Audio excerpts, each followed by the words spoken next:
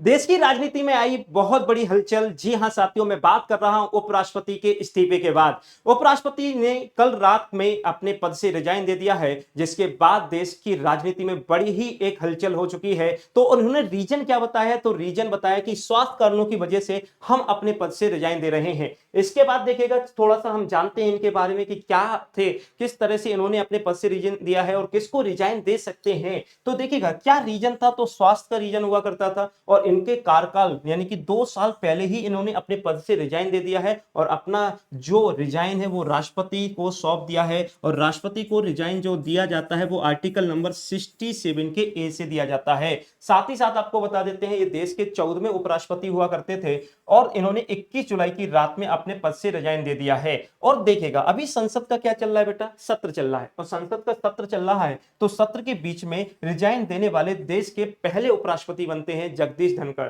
इनका अगर कार्यकाल देखा जाए कहां तक था, तो बेटा 2027 तक था और 11 अगस्त 2022 को इन्होंने उपराष्ट्रपति पद की शपथ ली थी। इन्होंने अपने विपक्ष के उम्मीदवारों को बहुत बहुमत कह सकते हैं, बहुत ज्यादा अंतर से हराया था। इन्होंने टोटल कितने वोट मिले थे?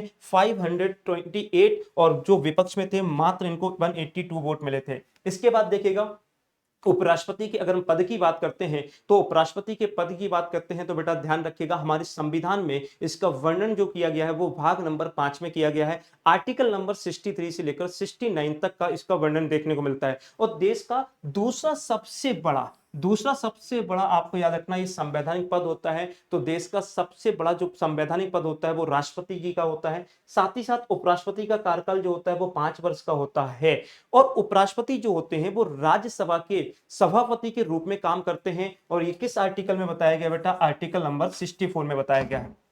इसके अलावा देखा जाए तो रिजाइन जो है वो आर्टिकल नंबर किस में दिया जाता है बेटा? तो आर्टिकल नंबर 67 के ए। किसको रिजाइन देंगे? तो ध्यान रखिएगा, राष्ट्रपति जी को रिजाइन देंगे। जैसे अगर हम बात करें राष्ट्रपति जी को अगर रिजाइन देना होता है तो फिर किसको देंगे बेटा? तो उपराष्ट्रपति को देते हैं। उपराष्ट्रपति रिजाइन देना चाहते हैं तो किसको देते हैं? राष्ट्रपति को देते हैं, याद रखिएगा। इसके बाद देखिएगा यहां पर जगदीश धनखड़ जो है वो कार्यकाल, देखिए कार्यकाल के बीच में इस्तीफा देने वाले देश के कौन से नंबर के उपराष्ट्रपति बने हैं? तीसरे। तो पहले नंबर के कौन बने थे बेटा? बीबी गिरी बने थे। दूसरे नंबर के कौन बने थे? भैरों सिंह शेखावत जी बने थे। इसके बाद अगर हम बात करते हैं जगदीश धनखड़ के बारे में बात करें तो इनका जो जन्म हुआ था वो 1951 में हुआ था। साथ ही साथ आपको याद रखना इनका जन्म स्थान जो है वो राजस्थान में है। इसके अलावा इनके राजनीतिक कैरियर की बात कर लेते हैं। पहली बार लोकसभा में सांसद बन के गए थे 1989 में। उसके बाद इन्होंने बीजेपी ज्वाइन की 2003 में। फिर 2019 में इनको पश्चिम बंगाल का राज्यपाल बनाया गया। साथ ही आपको बता देते हैं 2022 में ये भारत के 14वें उपराष्ट्रपति के रूप में चुने जाते हैं। और अगर आप विनर्स की कोई भी बुक लेना चाहते हैं तो यहां से विनर्स पब्लिकेशन से ले सकते हैं। कोई भी ऑनलाइन कोर्स परचेज करना चाहते हैं तो यहां से ऑनलाइन सपोर्ट, यहां से आप कॉल लगा सकते हैं 9009335533। साथ ही साथ ऑफलाइन में आप यहां पे इंक्वायरी भी कर सकते हैं। और अगर आप कोई भी कोर्स परचेज करना चाहते हैं तो कैसे प्रोसेस है पूरा का पूरा यहाँ पे बताया गया है। साथ ही साथ आपकी विनर्स पब्लिकेशन ऐप से बुक कैसे ऑर्डर करना है ये भी पूरा प्रोसेस दिखाया गया है।